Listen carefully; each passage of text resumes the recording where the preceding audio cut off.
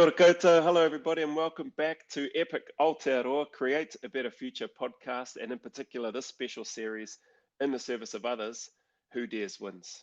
We have a very special guest today. Sounds like we had and travelled a little bit of a similar path to a degree in many respects. He's a cheeky Samoan lad from born and raised here in New Zealand.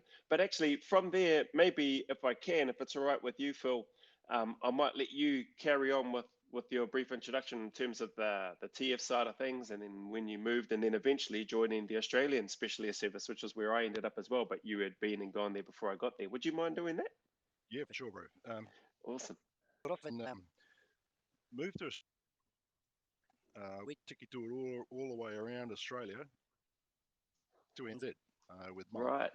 And it was school. I had about 13 different jobs.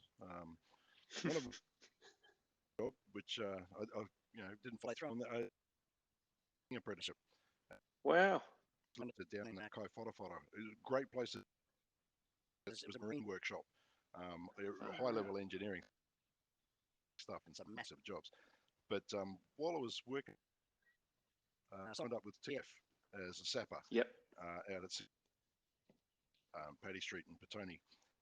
Man, I'll tell you what, a Polynesian boy who's already a bit of a pyromaniac, and you introduce him one warfare, demolitions, booby traps, water supply, field machines, everything else that the army had forgotten about, and just field engineers lot.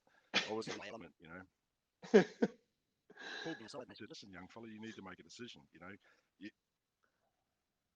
have to let you go away for your territorial service, but doing an apprenticeship, so you need to make it or fit it."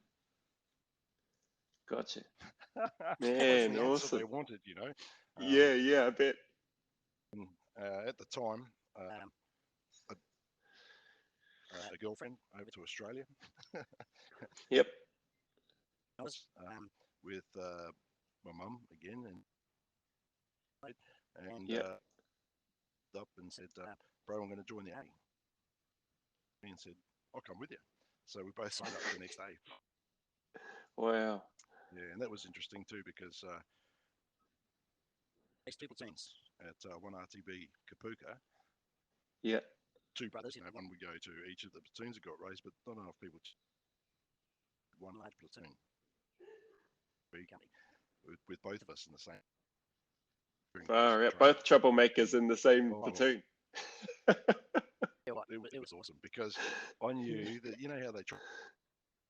It's like selection, but on a smaller scale, and they try and break it. They couldn't do that with two brothers, So they nicknamed as Jekyll and Jekyll. Yeah, and I knew no matter what was going on, and I had this, and we got a bit for being Kiwis, Sergeant Taffy Payne, Harry PTI, during the 80s. Yep. He'd pull us out in front of the squad. So, righto, today we're going for a 15 stupid little Dunlop t-shirt with the green shorts that come halfway down your thigh. And we go, but before we do that, I'd like to celebrate glorious defeat of the Wallabies and Heckle and Jekyll over here, and he'd push us in the. And then you're right, platoon, move to the right and three's right, turn. Breaking the double time. Come on, you two, stop mucking around. So we climb out of the. Running after everyone wearing wet. So bunched up in those stupid little shoes. You get your feet chafing inside of your legs. So when they do that to you, we come first and second on the run. It just made us harder, through harder, and it kind of set the tone for both of our military careers. It's from the get-go, and that's the reason there's only two: the All Blacks and whoever plays against the Wallabies. Man, awesome. But yeah. Went through no problems during IETs. As recruits, as IETs, infantry centre, you're not supposed. Yeah. But the Dolly Dyer said, "Go around and hey, there's two Kiwi fellas in that platoon over there." We were playing rugby for Depot Company, as Yeah, right. As recruits. Yeah, IATs, yeah. And I got and it busted my left eye and got a blowout fracture. Got surgery and Is that right? wire and stuff. Yeah, put the bottom of my First half or second half of the game? I can't even remember. Yeah, right. I just remember being pinned in this big mall. It was one of the local coal miners, and I knew him from Thursday night at Sweethearts down there. And he got the right dog. Drums a pin, smash. And so Yeah. I'm in there with the sick lane and lazy. Man, I had a great time in there because I whipped those guys in the Yeah. got into a bit more trouble. You know what? Better put this guy back in the platoon and get him out of here. ATs before me. Right. 4 months doing and then he got posted initially as with 10 IRC base that Singo. Yep. And I got posted to they identified early on that I had a fear of heights. So how did they identify that? Was it through IATs or something? Yeah, a couple of things where you go up on this high over the water, and as I got close to the edge, you know, I'm trying to sit down and grab the edge sort of thing, and they're going, stand up, Brad. I didn't like this. So they sent me to a parachute battalion. Right. Come on, guys, you know. You can't do that to me. So, and that was pretty interesting too. It's quite intimidating. You arrive at with the green hat instead of the cherry red beret. Yeah. Intimidating. You know, the motivation to be part of got the right kind of hat. You pack. You know, you're not part of the team. You want to. So you got to work that little bit harder. So I went there. First basic parachute course, smashed it, did my left AC joint. So off again. Right. 2 months wearing the wrong hat in the battalion. Yeah. Back and finish it off. And during that time, in my first course, I knew before we got the new Alice packs and H harnesses, it was the old carrying straps, personal equipment parachutist. The World War II, a wrapping sheet and then the harness, you know, the dinosaur days. Yeah. All their gear and get ready to go off and do just to do a projection that Australia could reach out and just get off, put a capable force on the ground. And that's where we had various accidents on the T10, and that was Fozzie platoon, Fozzie speed. But yeah, most of the equipment that those guys had was just a demo jump. So yeah, would have been worried that when they reached down to lower their gear, it was there's not a lot of pretty much clean fatigue, you know, combat equipment. Yeah, okay. But he speared under a partial malfunction and lost both his legs from the. Right. So this is like I'm not even qualified yet, and already in the platoon. Yeah. So that set the tone from day one. Right. After that, within the battalion, quite a colourful career, I suppose is the best way to describe it. Yeah. Occasions I had more fun than humans are meant to, but you know what? And all the stuff on my charge record, there's nothing nasty. It was all mischief. Yeah. Have a few beers, showing off to the boys. Hey, what? Once those kind of things. Yeah. Got in a lot of trouble. I got promotion. 80s first attrition. We jumped in on these silver planes. It was the first big drop of a mass drop. 8 air parachute battalion group went up to Interestingly, George was on the ground as 6R as the enemy. Right. So they were watching, the parachute battalion come in, and Yeah. I got out of aircraft number 5. That we do the cross out of our section. The guys are stretched, but all coming out at the Yeah. same time, Wow. same side. Yep. And flapping past me, just making this huge, and I watched them come streaming past, bang. Oh. And it looked like, Coyote and Roadrunner, the big donut cloud. Yeah. Yeah. That's what it. Like, damn, it's going to hurt. So I've steered whoever that was. Yeah. Got over there. Craig Bateman. Right. Bateman went in hard. Yeah. I started to do his HR&D, make reinflate and go in, started to get, disconnect this cape well. At the same time, the medics arrived.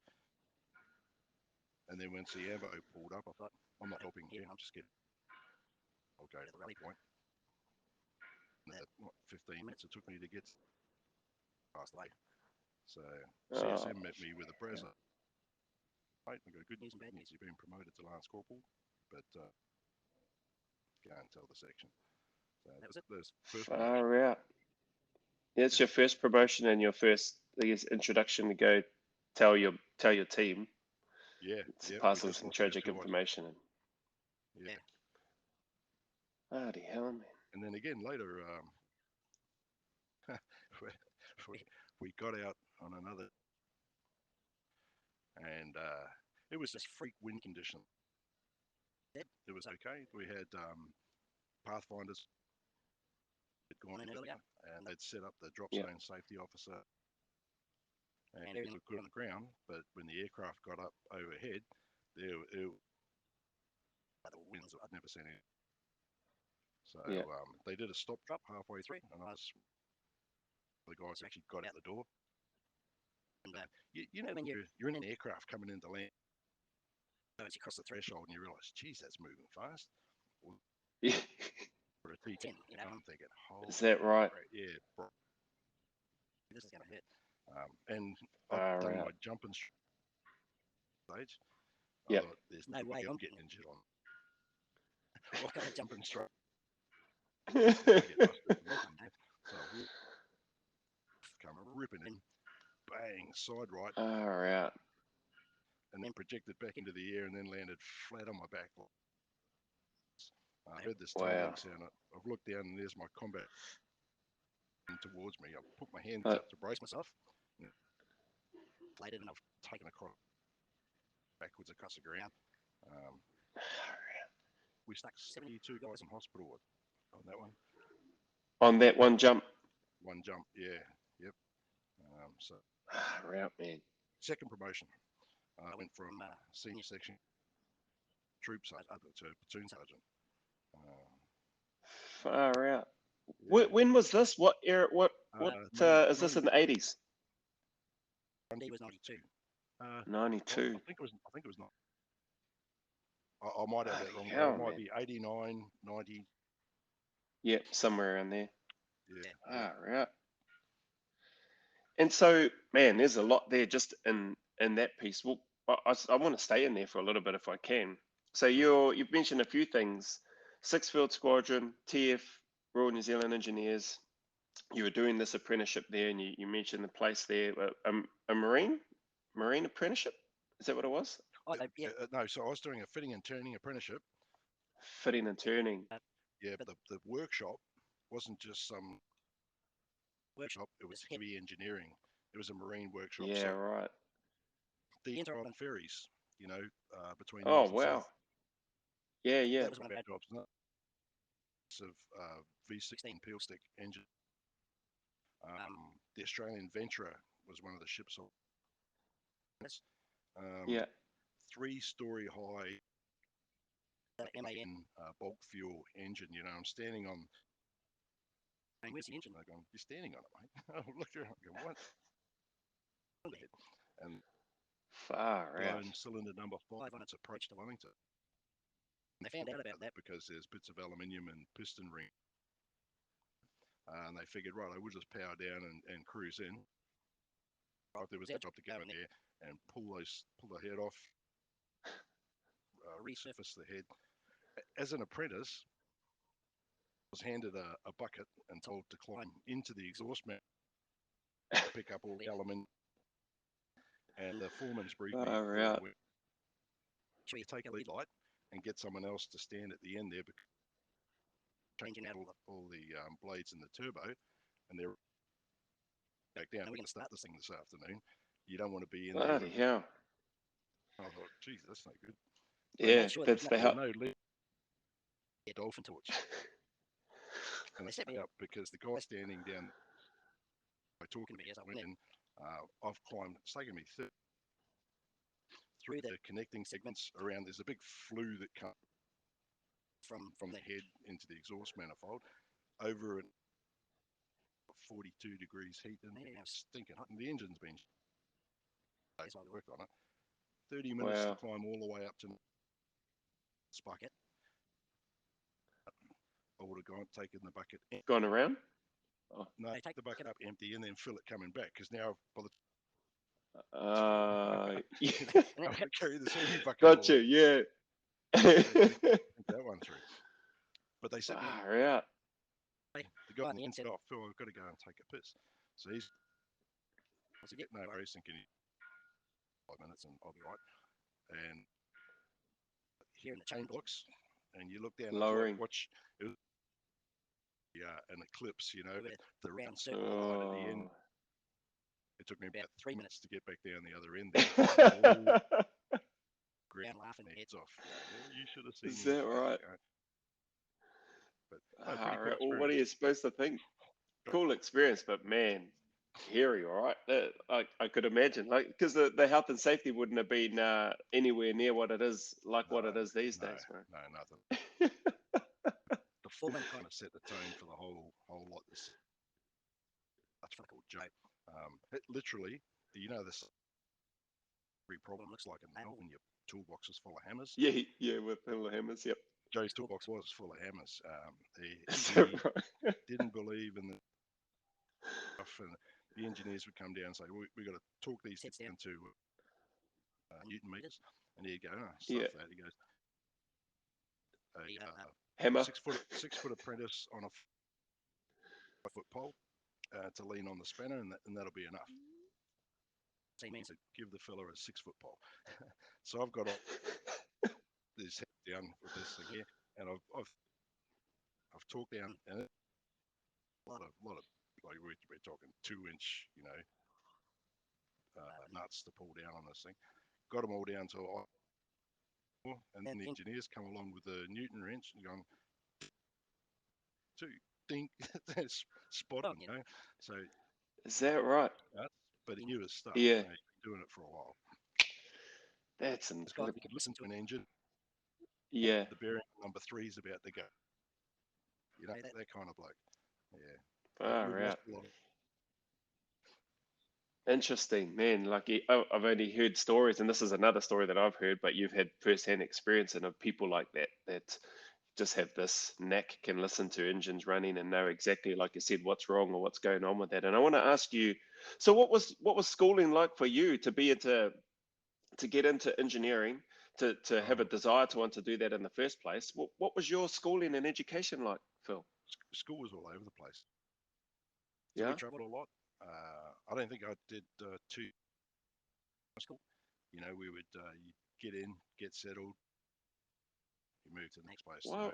We're in school in Adelaide, Darwin. Cycling Tracy as a kid in 1970. Yeah, right. So we ended up going back down to Adelaide and then back to Darwin. Just all over. So arrived back in back over there. George and I went to Rongotai in Wellington. Right. Good school. Yeah. Later on, when I was in the regiment in Australia, from the same era, 5-year block, there were 3 guys serving there at the same time. Oh, wow. I think that's a pretty good check mark against their name. Yeah. But I'll say. love engineering, physics and science, probably. And Wow. so, yeah, Awesome. and the old man was a boilermaker. Right. So Yeah. Yeah.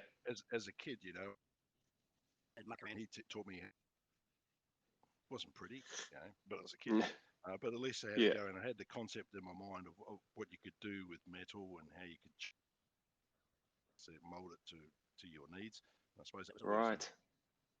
my head. Yeah. Yep. Later on, a Far hobby, out. That's but awesome. one of my favourite passions. It's not a hobby. It's the build and crash remote control helicopters and stuff. And the joy in crashing Yeah. them is you get to and fix that thing that you didn't like and make it better. And Yeah. when we lived in Vietnam, I couldn't get it. So I bought a CNC milling machine and a 3D printer. I started making my own parts. Far out. Oh, I want to ask you, Phil, why was there so much moving for you guys as a young? So I'm assuming is it just you and George and Mum and Dad? So no, Dad passed away Right. in '74. Mum and Dad broke up. Okay. Yeah. Yeah. And her work was plenty of scope for her. So she took that Oh opportunity to wow. move. We moved with her. And Yeah. that's why. Yeah. Okay. Yeah. What was Yeah. Mum doing for work? What was her She worked for the work and? government. Yeah, I Oh, okay. Yeah. Yeah. did with the government. I don't think it was anything Yeah. secret. Yeah. Could be. Could be. Oh man. Wow, yeah, because I was just thinking that's a heck of a lot of traveling, but great to hear like how you guys obviously sounds like you just took advantage of the situations that you were in when you had the opportunity and really study and focus. Was your mum quite hard in pushing you guys with your study and education, or was it just No, something self-driven? they were self-driven, and we're Mm, extremely competitive. You grow up in yeah, a family, I bet. and you want access to the leftovers. Better clean this plate again. And it's just everything was a Yeah, yeah. competition. There was a bit of a gap too between George and I and the older sibling, Yeah, and so there was a sixth a sister, Susan, but she passed away as a kid. past. Mm. It's this big gap. Then what we played that and George is there to keep them state company. So it's kind of like two groups of siblings, Yeah, three were yeah, really tight and had a lot of shared experience. George and yeah. I were a subgroup within that. Yeah, some group within there. Yeah. Crack up. Okay, sibling rivalry, eh? Oh yeah, yeah. I just think that monkey mind, being curious, Yep. questions, playing with things until they break, and then trying to fix it before death. Yeah. Those kinds of things. Yeah, but we're both So tutus. what's the age gap between you and George? A year. A year, 1 year. Just a Sweet. year. Yep. Man, that's so interesting. I'm really glad that you've shared that stuff and quite a bit of the background and stuff there. Actually, I didn't mention for those, and correct me if I'm wrong, but our guest, it's Philip Taulelei, eh? Yep. Yep. The surname. So Yes. I have did the guys there, which you touched on in the army, did they start? Because I remember George, everybody was going, "Oh, do you know George Taulelei?" And I was like, who the heck is George Taulelei? I was like, no. Like obviously he was already in the unit while I was there when I Yep. come through, but and then when I seen the name, I was like, what is going on here? But I should not have been surprised because it was sort of the Australian way to just, oh, I can't say that name, so I'll just make up a name. Were No, they it's saying your funny. name like that? Yeah, no, it's exactly right. When I first turned up for the 35th,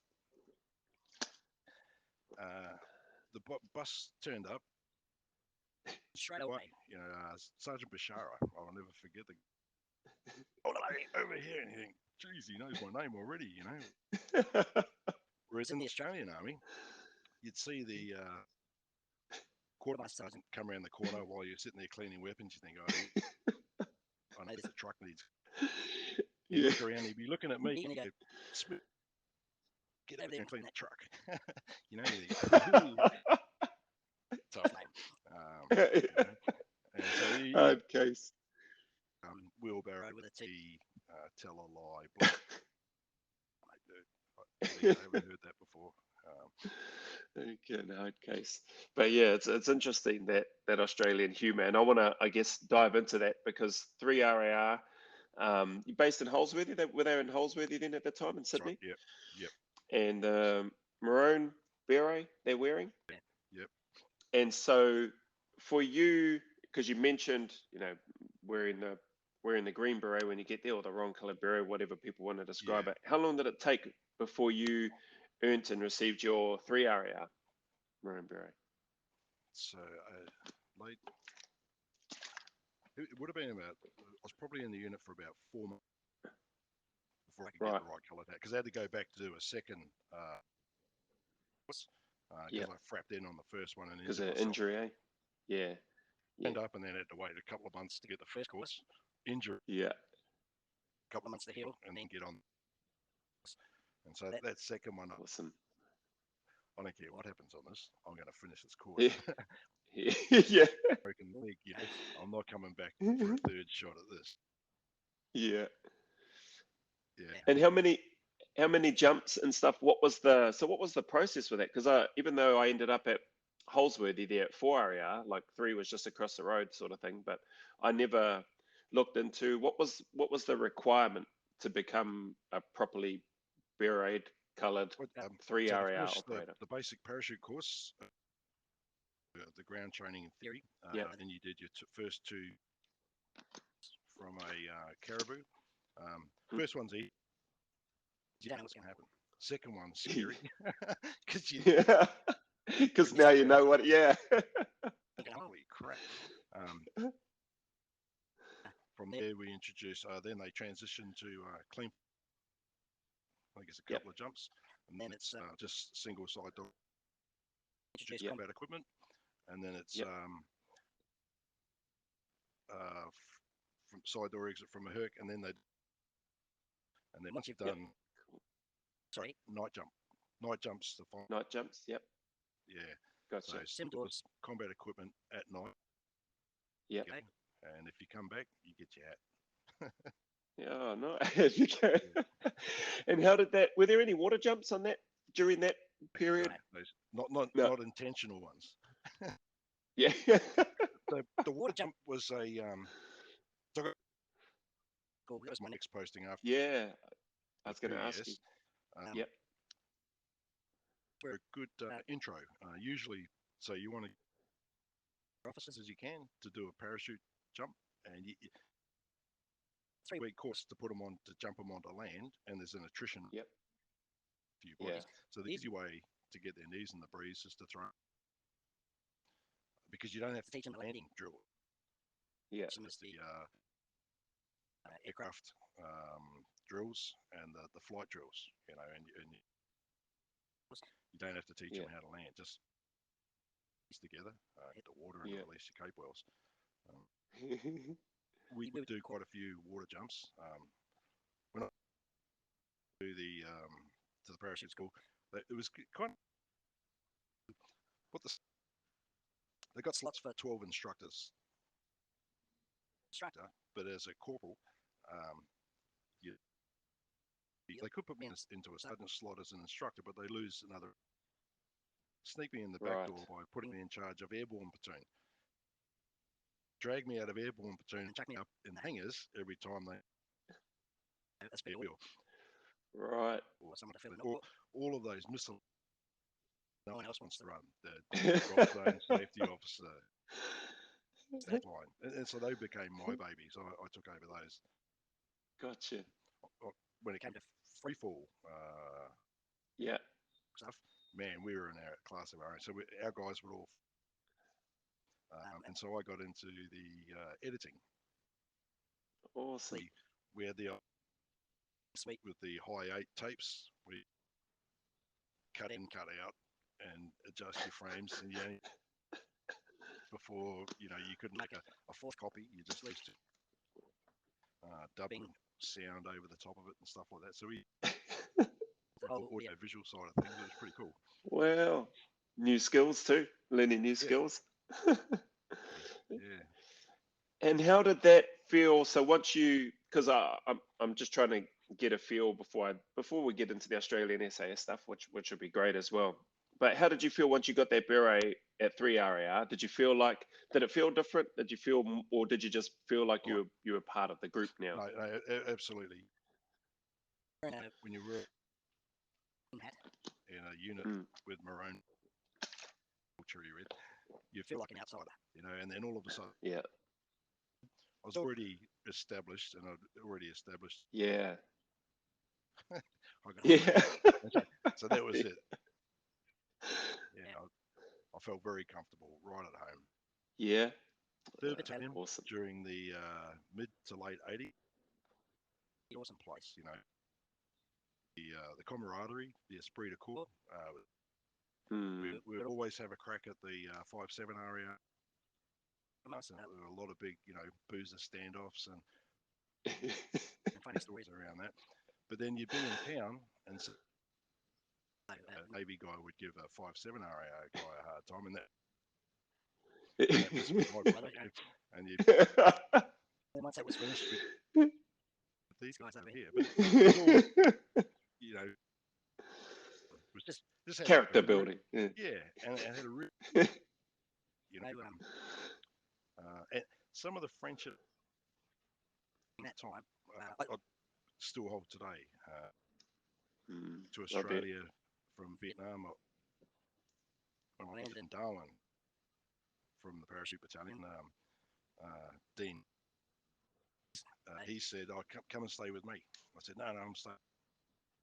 gonna come and stay with me. I said, "But dude, I'm going to stay at my brother's place." He goes, "Phil, yeah, okay, I'll stay at your place for 4 days." I go, right, and he's picked me up. We've jumped in. It was like we Just picked up and finished finished 23 years ago. Yeah. like I know those guys, and they better better than than better than some of my own family know me. You know, Mm, my best, and they've seen me at my yeah. worst. they've scraped Yeah. me off the taxi and got me home. They've helped me get up And 11 at, Santa Kimandra. and I've helped them. Those sorts of things. You don't Don't make make friends friends. like that. Mm, Yeah, they're yeah, really yeah, quite. I reckon. Mm. That's awesome. So good to hear. And thanks for sharing that as well. I wanted to ask you, Phil, as well, with regards to your journey into the Defence Force, which I didn't ask at the start. How old were you when you decided to forego the, I guess, the apprenticeship at that time and join the army to commit fully to it? How old were you? Um, 19. 19. Yeah, so I was Wow. 17 when I Far was out. a TF sapper. Yep. I when I went through 35th intake, they run possible officer selection boards. Posby's. Yeah, possible Oh officer. no. It's Right. just Okay. Yep. it's a series of aptitude tests that go over days, where they just give you all of these. It's like with a whole Yeah. lot of Okay. challenges and things to see how you can communicate and those sorts of things. As a 17-year-old Yep. kid, I topped it. I Far beat out. everyone else, but they couldn't give me a pass because I was too young. You had to be Right. 19. And I said, so what I got was a not said Yeah. Not yet. he's Okay. Suitable. but yeah, let him Years under under. his belt. Couple more years. Yeah, So, that, so yeah. did that play in your mind when you committed to the army? Did you think about going back to do that, to follow through on that part, the commissioning piece? So when I joined the army in Australia, Mm. we served with SAR. Mm. Uh, First and Gallipoli. probably first in Mumbai. That's All right. Yeah. uh, Yeah. the soldier, and so I was telling him stories about my service as a sapper, mine warfare, Yeah. bridging, those sorts. Yeah. And he was telling me his stories about soldier and the story about firing the 84 one. Cool. Yeah. So when Yeah. we went to Puka, test is that sheet, the green sheet, with 7, and they assess you for your mechanic, all these different skill sets that you have, Right. and cheaters cross out all the ones that you don't have the aptitude for, and for one left at the bottom is infantry. Infantry. Yeah. That's me. Yeah. Well, George and I both had, we could have chosen whatever role we wanted, and infantry. Wow. And then we had people trying to talk us out of it. What do you want? I bet. Yeah. Infantry needs smart guys too, Yeah. That's true. And it has got a whole bunch of smart guys too. Yeah. Yeah. Well, I think things Man, have that's awesome. changed. Mate, my first section commander was the choice: go to jail or join the army. Wow. Those Yeah, characters that were around in the mid '80s. Yeah. They were no nonsense messing around with those guys. You got Yeah. put into shape. Yeah. I can imagine. Yeah. And so then into there, obviously the infantry story or the stories, the infantry experiences won out in your mind. Was it what you expected then once you got to infantry? That was better. Yeah. It was better. Oh, The awesome. group that I work with, I got promoted pretty quickly, Yep. and then so I went from so I started off as carrying the machine. Yep. Look and go, Samoan Yep. lad, Yep. give him the He'll gun. be strong. He can carry it. Give him the gun. Yeah. Get that gun up that hill. Yeah. So I got pretty. I fell in love with that. Number one rifleman, and in those Right. days, the number one battalion was carrying the Bren, and Right. I All right. Bren better because she didn't have a floating barrel and didn't give you a cone machine gun. It was really an automatic rifle because she was. Yeah. I Right. what I played with it, and promoted to IC back to the Right. Awesome. And so then for you there with regard, and that's great to hear that it was that you found it even better, enjoyed it, and the people there, I think sounds like you'll agree, make the difference in terms of, or make that environment and that culture what it is. Yeah. What then? Who was it? Was it yourself or George first, or was it people that you were surrounded by, or what then caused you to pivot slightly or look towards the SAS? And what was it about that appealed to you? Did you see the infantry on steroids there, sort of thing, or what was it that drew your attention towards the SAS? So with my involvement with the parachute training school, so early Mm. on in the piece, more and more courses. I did my stick commander static line course, my parachute jump masters course. Yep. my DZSO course. More exposure at the Exposure. parachute Yeah. school. Yeah, guys with with the sandy berets, and they were cool. Yeah. Yeah. Them, they were unflappable, and there were a couple of guys down in the freefall wing. Guys that I looked at and I thought, wow, Dave Weymouth, a mountain of a man with the big. He was one of those characters, and he wasn't up himself. Softly spoken, he was quiet, and nothing would flap him. But you listen to some of the stories tell or other people, and you think, what the heck, holy. So calm, when he's gone through all that stuff, or he's had those experiences out of planes of his head, that many problems. Dave Meager, another character, smart guy, always analysing things, a different way to improve this. Listen, if we tweak this, we get a squeeze about 3% more performance out of those. It's really, really clever guy. And I watch the way their brains work and how they can laid back. Yeah. When I grow up, I want to be like that. So that Yeah. deep in my head. That's awesome. That's the goal. That's right. Battalion's good. Yeah. After 10 years of marching straight through front to rear, saluting every Yeah. time. Oh man. Senior Yeah. soldiers get tired of that stuff. And Yeah.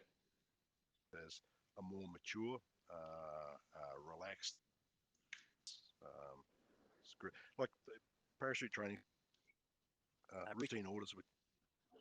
Listen, whenever you're talking to the CO in future, refrain from leaning in his doorway with your hands in your pockets and calling him Jim. You should stand. At attention. Yeah, well, not even stand at attention. Just Doorway. and refer to him as sir. And this sort of stuff's being posted. Is that right? Yeah, these guys are relaxed. And so, how old were you by then when you Um, decided, okay, I'm going to do selection? so I suppose early years, 20 years old, I decided I wanted to do selection. Yeah. I put in all my paperwork to go for selection, and the selection board and he said, Yeah. we got the briefing on what the physical tests and all these different things, and then I'm going to post your times up for when you go before get interviewed. So I've gone up and Yeah. I've had a look and I've gone, hey, what here? And he's looked at me and I've gone through his list of, and I said, I've applied for this. And he goes, well, listen, this off the cuff like this.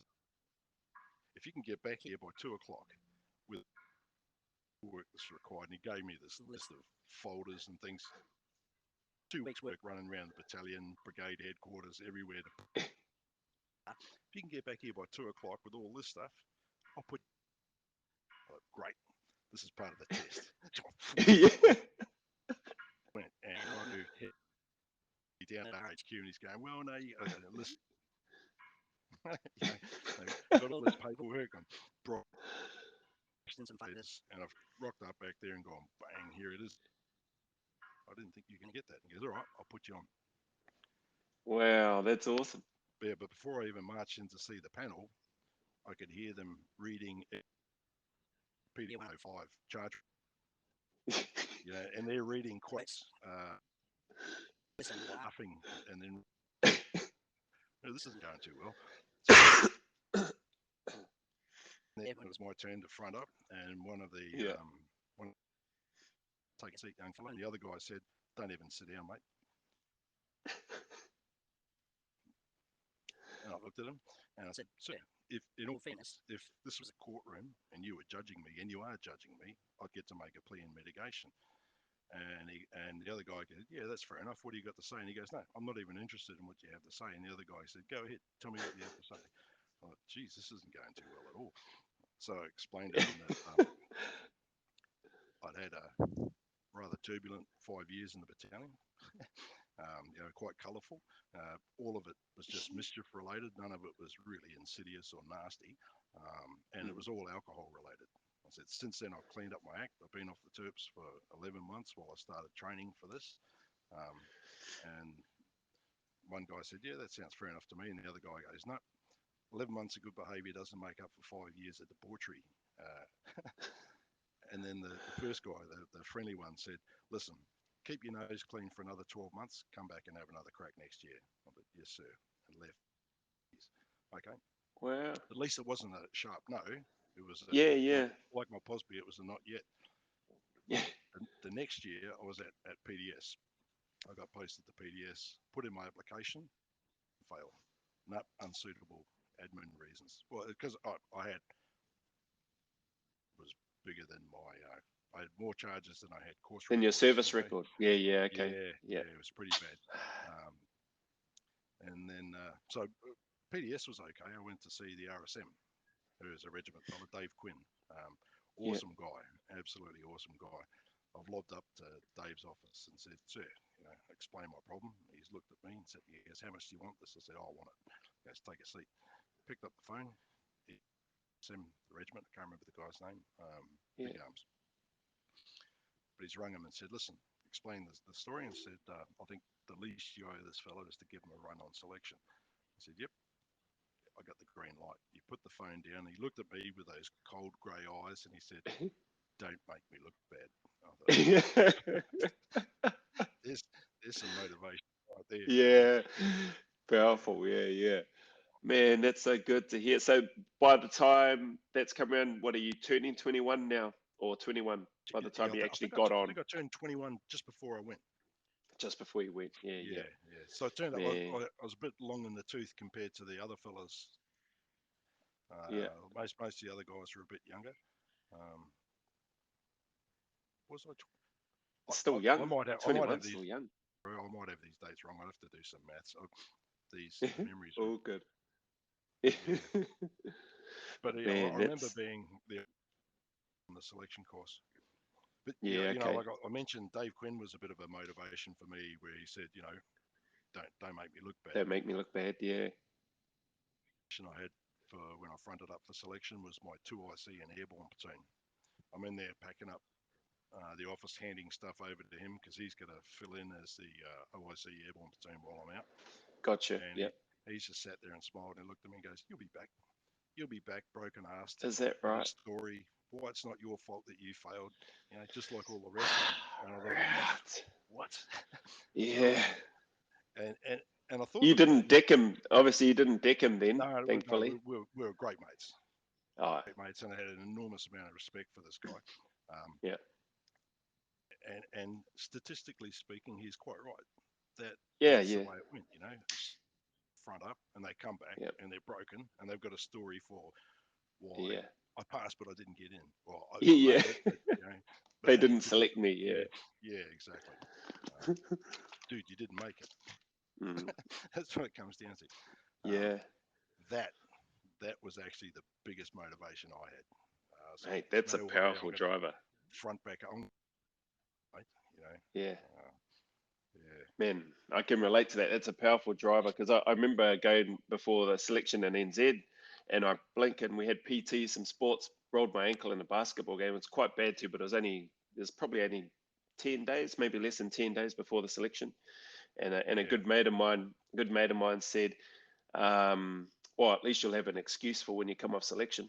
And I was like, if I needed any more motivation, that was it. So I can relate Yeah, to what your mate just said then. And he was a yeah. good mate. So I was Look, pleased to hear that at least he was a good mate. But I felt like decking the guy that said that to me. someone told me a story, or I think I read it in an article about Tiger Woods when he Yeah. was, because you know he was, so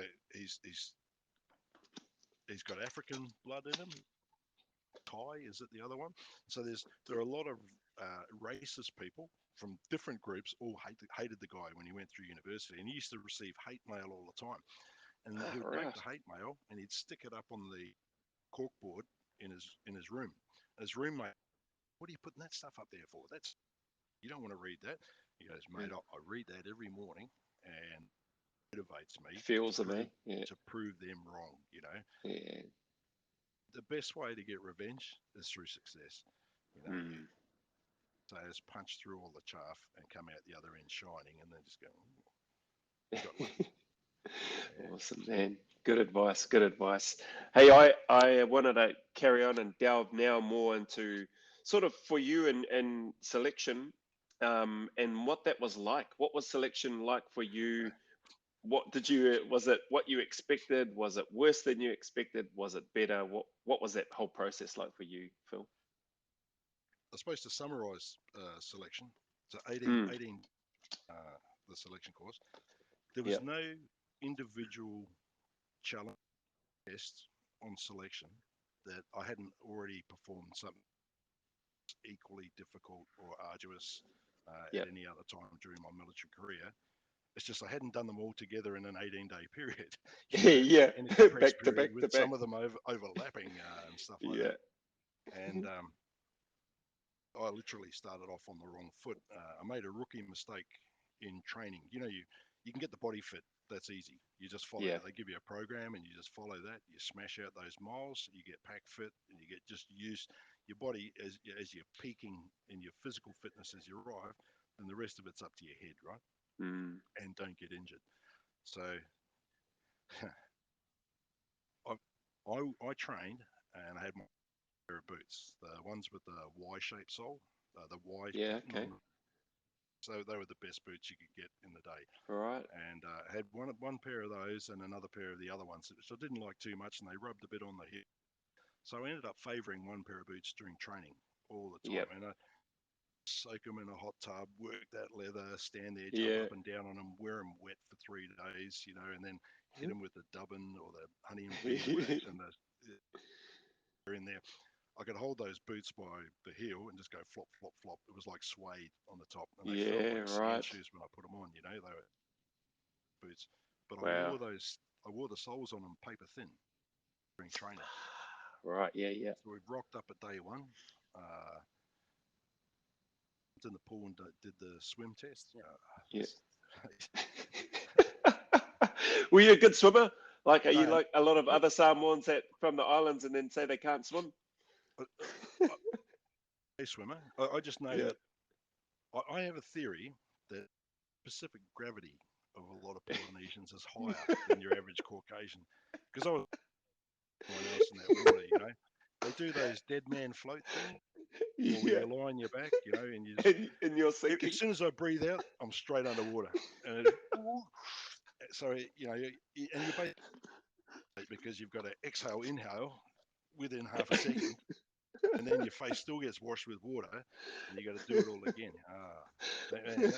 But I passed that, and some of it I just pushed myself really hard. Yeah. The underwater swim. Yeah. And I was never good at that stuff. But I'm pushing myself, and I've looked around. Over in the corner was a medic, and I knew him, Doc Rockwell. He guys that was with us in the 3rd Battalion before he went over to to support them, and they had others there as well. They give this 150%, and I've done 2 laps. When you're touching the edge and you're bursting and you're ready to come up, and I turned Yeah. around. I Is that right? yeah, I'm just gonna keep. And I was like gagging to take a mouthful of water and try and everything's starting to get desperate. Just Yeah. more kick, just a little bit more. Not until you get to the wall, Yeah. And finally made it to the other end. But I was convinced that I'm going to die in that water before I fail this test. Mm. And they'll get me out and revive me. So Yeah.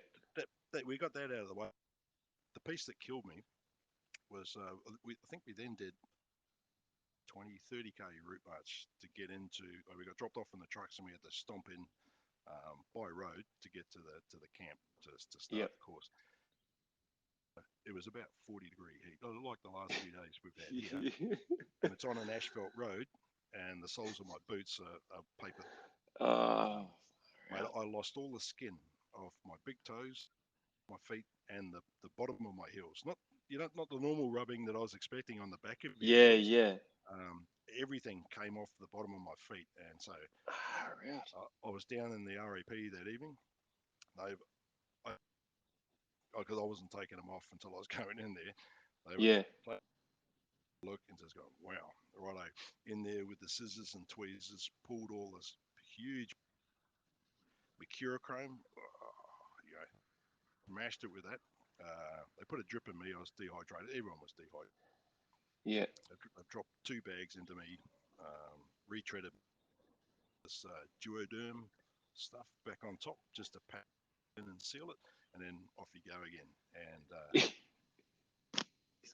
every step was like a flash of pain, up there about 8 out of 10 on the Richter scale for about Yeah. the first 5 minutes, and then it just into just this dull roar sitting around 5 or 6 out of 10. When it was constant, Yeah. it was okay. So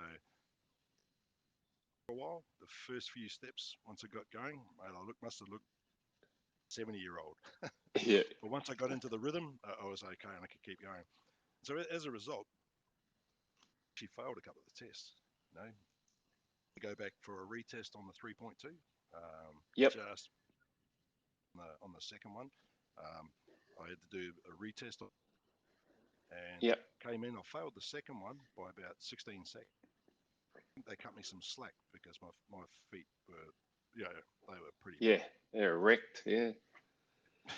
They've said when you go, don't get them wet. We're worried about infection. Yeah. So I had to put my feet in plastic bags. Bags. Yeah. The shower on my back. Yep. It's one of those big open showers. If I had Yeah. Like, while you're down there, you think, geez, mate, I would have been a rich man. Funny, mate. Patched them up. They got infected halfway through. We did a water obstacle crossing. You know, Yeah. Yeah, yeah. completed in the time frame. Yeah. And We were in the water, this dirty, stinking old dam, and my feet. And that was it. As far as I was concerned, I just got to work. You know, I've just got to. This is killing me, but it's not gonna. It's not. It's painful, but it's not killing me. I've just got to work Yeah. that much hard, push through and push through. Yeah. So right from the get Wow. go, and there was no way. Yeah. He said, "You'll be back." Right. Broke the story. Yeah. Jeez, that is unreal. Because that first pack march would have been day one, right? After the swim test, and then the yeah, day one would have been day one. So you, day one, my feet were toast. hey, Like yeah, even the end, they were still pretty bad. George, man, I tell you what. yeah, So he went through the year before me. right, okay. So he had already done selection Yeah, before yeah. you. So I've Yeah, turned up, and now I'd be saying, well, actually, I was born first. He's my brother. Shut up. yeah, Mentioned to me on that, the Happy Wanderer. yeah, Can yeah, you put your head down, follow a bearing, get your next chick? Just death by paces and bearing. yeah, yeah. And George had mentioned to me, tune in 77 set, dial 69.95 megahertz. The television. And I think when George had done his Happy Wanderer phase, it must have been a Friday, Saturday night, and they had Rage playing. So he'd be listening and Yeah, out there right. stomping away at night. So I've written 69.95, Play School's on. And the tune, I'm a dingle dangle ski floppy hat. I can shake my arms like this. I can shake my legs like that. That was stuck in my head for 3. So I cursed the name George down and just smashed as many checkpoints as I could get. So the fact that I can even remember what that song was is. Right, they can tell it's permanently embedded and Yeah, etched into your brain there after that. That's hard yeah, case. Right. What an incredible story. But I love how that what I'm hearing and what you're painting for me here, which ties in beautifully with regards to what we're trying to do with this podcast, as well as get to know the individual and your experiences and the stories, is just what a powerful story of resilience that is, from my perspective anyway. Yeah, selection's hard, they're meant to be, but when you rock up and then you have that on day one, because I can imagine, I remember, some of the preparation and stuff for myself, but then listening to you, how you had those boots well worn, wet, soaked, stomped on them. They're nice, supple, soft, with, there's the bottom part paper thin, but you don't know what you're walking into. And then to end up on that, I don't know many people that wouldn't have just gone, stuff this, you're peeling my feet off the bottom, like connected to that, you're having to try to grab yeah, implements to do that. yeah. There's a reason right there for people to quit, but the way you just carried on, powered through that, that's awesome, bro. That's a real testament It's like to a you. Where retread every night. retread? Yeah, that's what I was going to say. So were you, did the medics give you just extra supplies so that you could do a bit of a retread, self patch up when you're out on No, your own no, in no, different no. parts?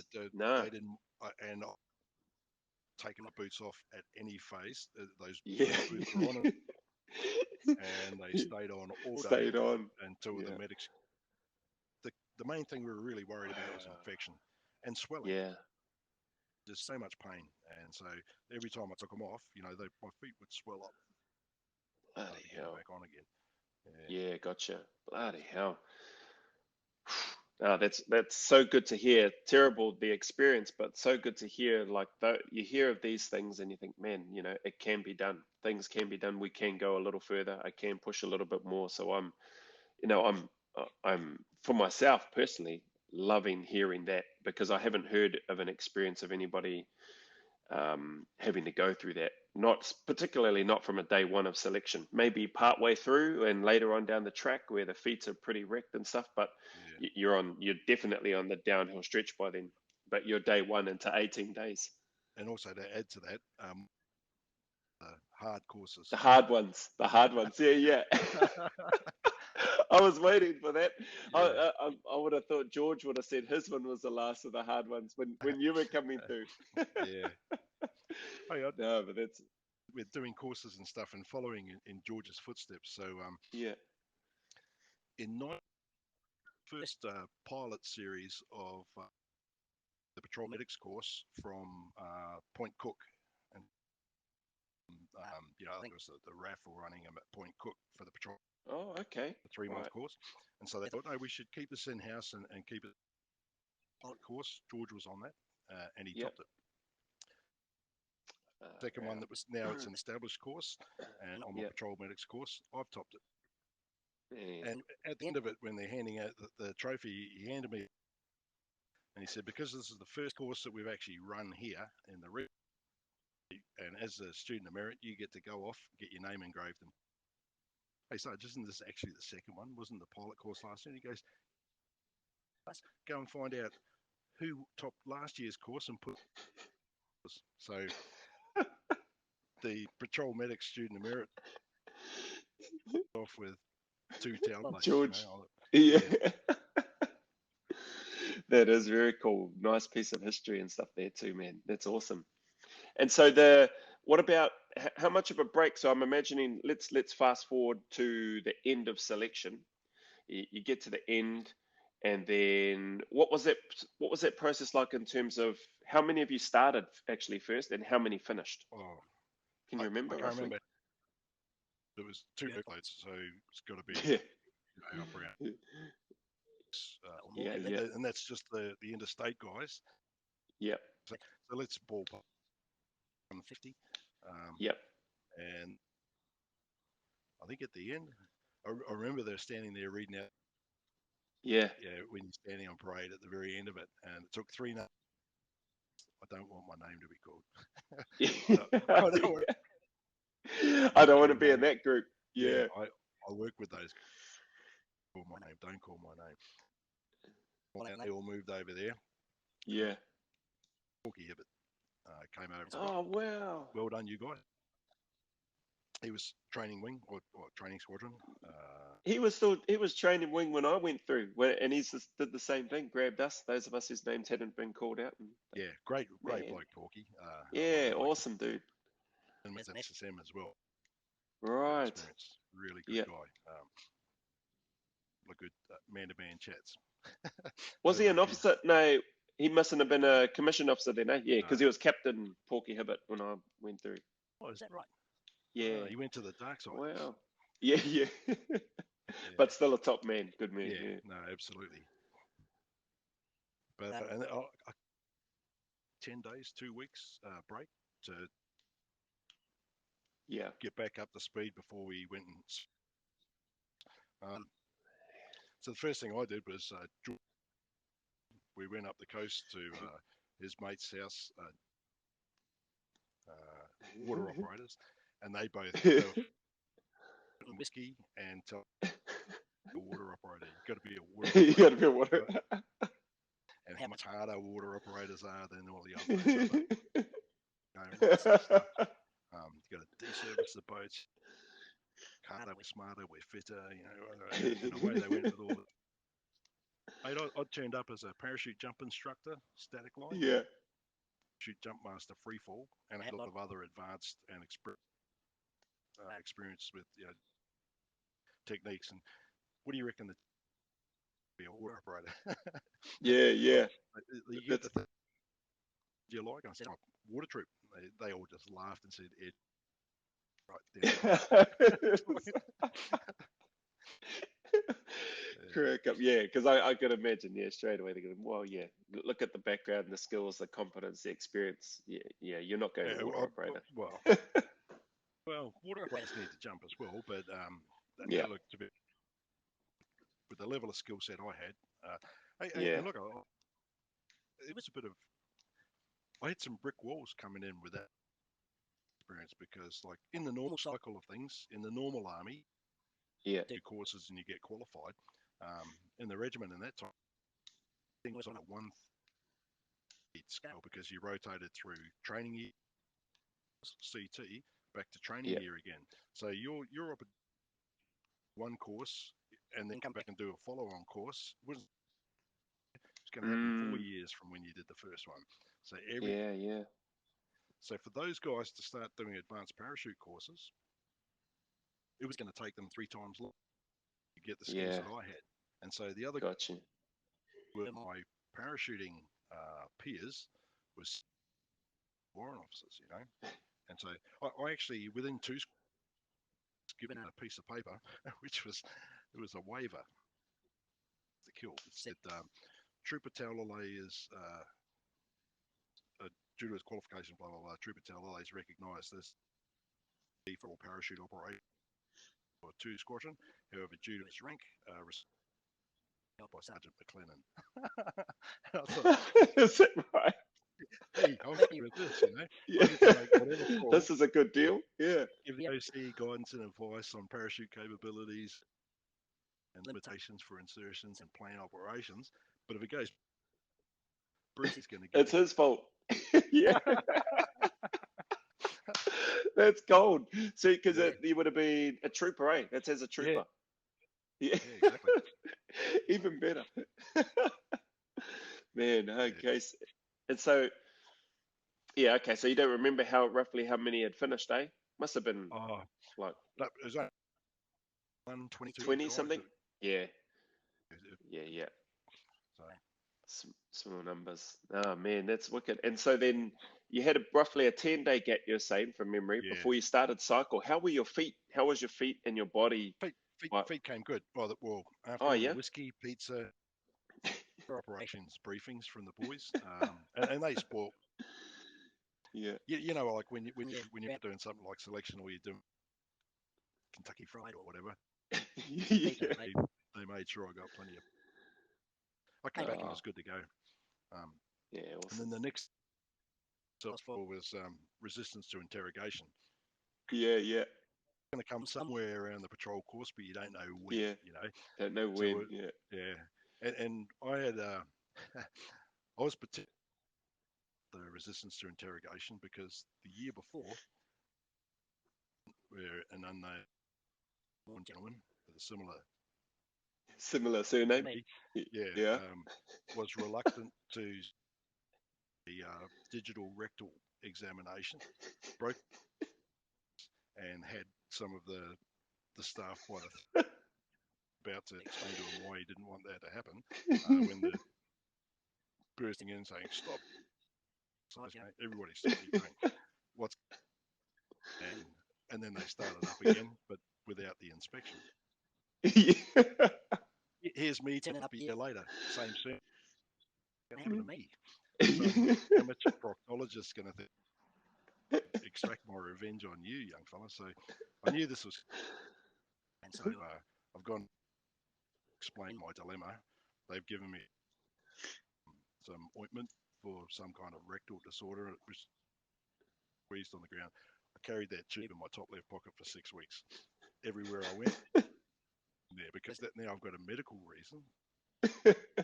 You know, it looks like I've got a medical reason. Yeah, it looks like you go. Yeah. And mate, exactly that happened. We went in. Is that right? Yeah. Table, and I'm saying you can't do that. You haven't. And I said, check the top left pocket of my uniform. He has got a medical reason. I was grateful for that. Yeah, you got out of that. Far out. That's funny though. Do you reckon you would have broke the plastic cups as well? No, they changed the on to the this steel. part of the brief. The Yeah, from the plastic yeah. You know when you go in the bag, they get a profile sheet on you. You know, so we've all been on the ground screaming and yelling. You know, dogs barking and bright lights, and they put holding us like blacked out goggles over it. Yeah. Just, Oakleys with tape over them. Yeah. Well, thankfully, my service every second Friday, my nose was great place on the right hook. So when they put these goggles on, I had this Gap. Yeah. around me, and I knew they're going to take a photo. I don't know, but on a profile sheet trying to work out how to interrogate somebody, how photos going to impact what type of style of interrogation you choose. So I thought, when they take my photo, I know this is coming on a hard-ass face to tone down the interrogation I get. Come through, I got forced to my knees. I could see the flat front of me through the gap in my. Oh, this is the photo bit. This is the soft hard guy face. Get ready. Shoved to my knees. Goggles off. Face. Took the photo. Out we went. And I thought I nailed that. Smashed. I got absolutely smashed in the interrogation. All of the really mundane. The harsh ones. Oh, the boy. Yeah. Oh, yeah, the harsh ones where you're just getting yelled at and abused. Yeah. But like I'd be doing. He's telling me, stand up, do this, do that. He goes, what are you? I looked at him and said, is that a rhetorical question?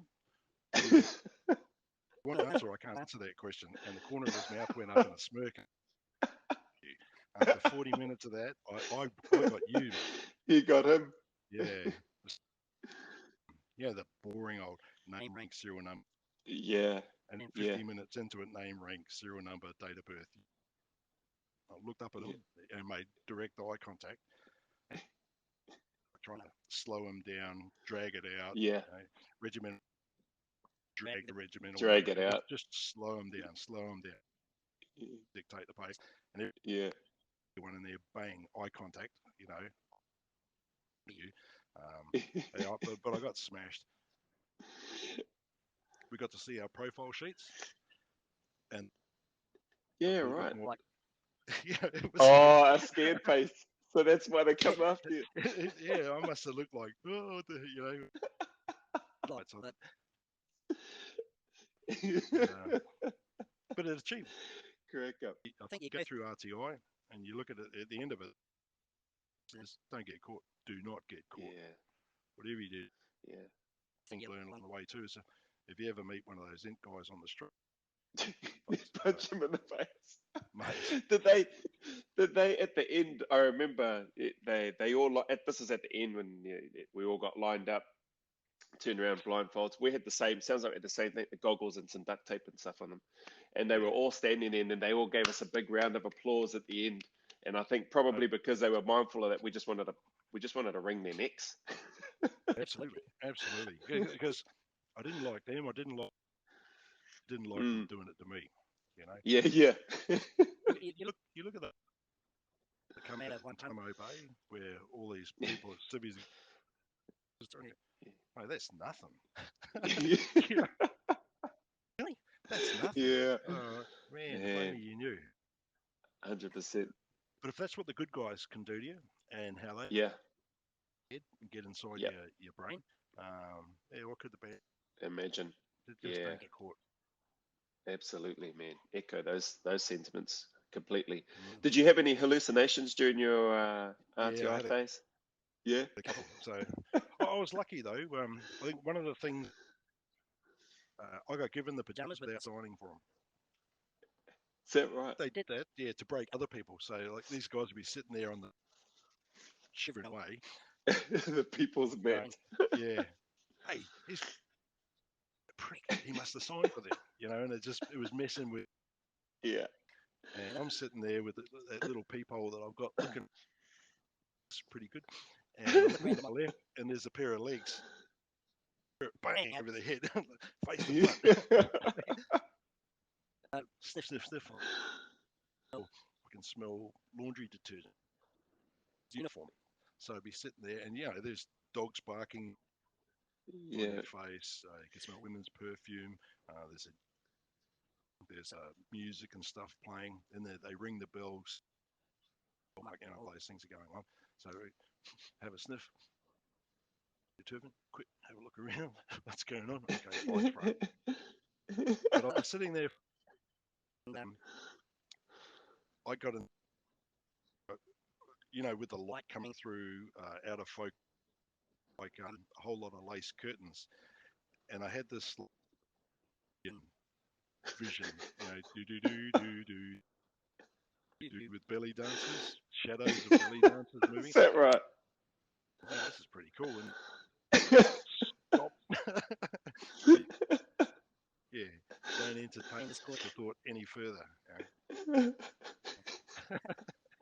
Crack up, man. Yeah. It's hard case, but it's funny those experiences, and when they do take you to that place, because I never experienced it. That was my first, I think for me anyway, my first time experiencing an actual hallucination.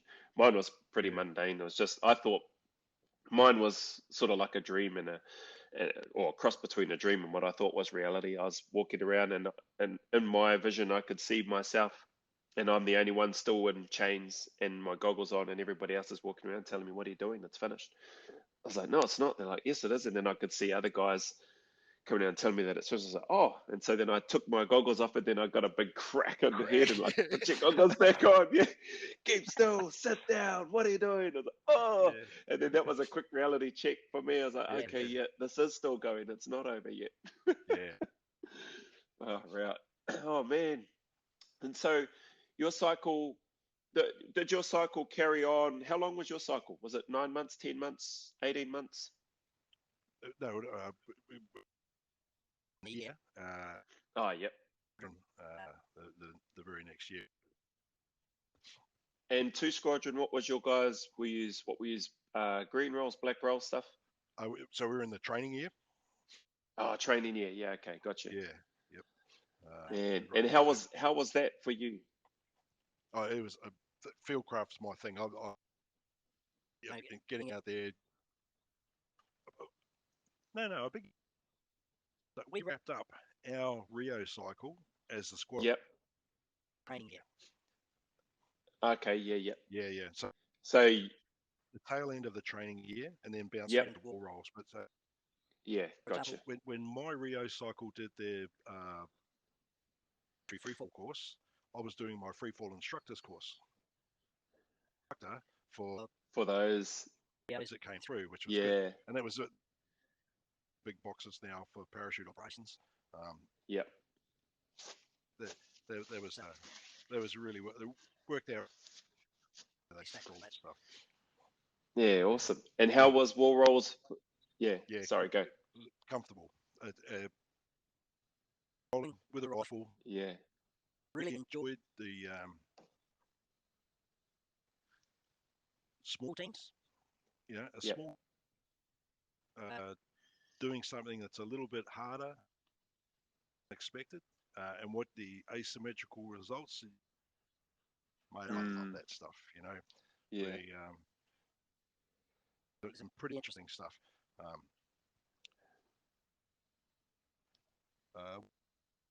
Those big exercises up in Tyndall, one of the up there, we got flown in, came in with a spec ops crew, blacked out Herc, yeah, right. electronics, navigator sitting up there with a sextant, reading stars, flew a big dog leg around a glide approach into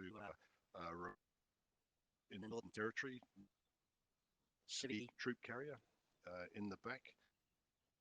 Comes with all our military gear in it, a false lid, and then some water. Yep, And we're dressed in civvies. And so glide approach, gently lands on a remote strip. The caretaker on.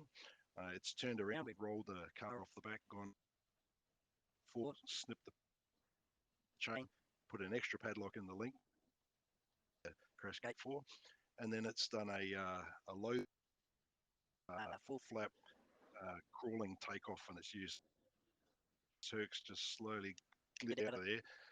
Like wow. lights, you just see this shadow and you hear this gentle growl. No lights came on.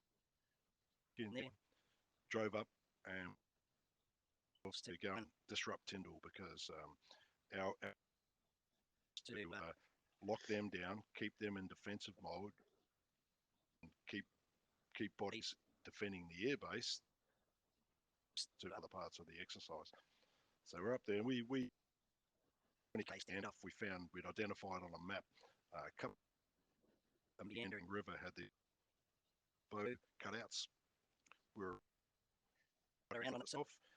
You get the loop in the river, it's back up, and now the river flows. Oh, okay, yeah.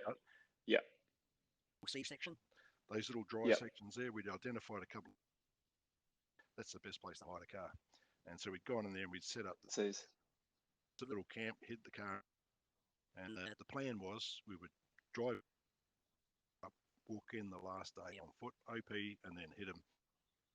We did that several times. Stole a Humvee. Is that right? We stole a Humvee and drove it around, shooting up Tyndall, trying to, as much as possible, disrupt the flight line, or where all the officers, the pilots, were sleeping, just to hours to rest and start the ground aircraft. Placed national charge, whole swag of aircraft. And when we beacons, the guys looked at me and said, "Phil, you got 5 kids." Heck, and put want to have kids. They want to have kids, yeah. Oh, okay. So gone in there, placed. Okay. But one of the patrols we're sneaking in, come right around the other side. It's the elephant grass. It's as thick as your finger, and it's dry. Oh, okay, yeah. Is that what it's called? Elephant grass? Oh, that's what I call it. But you'd be sneaking through it. Yeah, okay. Yeah. No sneaking through that. Yeah. PVS 4 alphas, remember those big mate, it's like wearing a fridge on your face. To counterweight. Yeah, exactly. Not to mention, we've got completely different uniforms, chest webbing, weapon systems. We're coming in, approaching the corner of the air, and and as soon as they got a bead on you, there's no way around it. Without thinking, quick as a flash, I said, "Is that you, Jonesy?" "What?" "No." "Mate, we've been walking ages. Who are you guys?" And they were Americans. Been watching. Yeah. I said, "Really?" So he goes, "What? We just laid some ground sensing devices. We've been stomping where our unit is. Do you know where 3 SIG is?" "No." "Oh, listen, we might climb the fence here and head down that way. There's Australian infantry down there." We thought, okay, we're not going to come that way. And if we get really stuck, we'll come back here. We'll sort this out. Yeah, all right. So they climbed the fence and we've gone in and just smashed a whole lot of nav. Okay. Classic. Don't take no for an answer. While we're standing around talking, they've all, the pistol grip. They all stood up and came over and talked to us, carrying our weapons, pointing at them with the safety catches, just ready to go if this went, and they didn't. Yeah. All right. Okay. And I imagine all these the DS. Right, you've lost all of these navigation aids. I'll bet you up and go, "Hey, Sarge." Yeah. Actually, yeah. Actually, we helped some guys come in, but they were lost. They were looking for Jonesy. Yeah.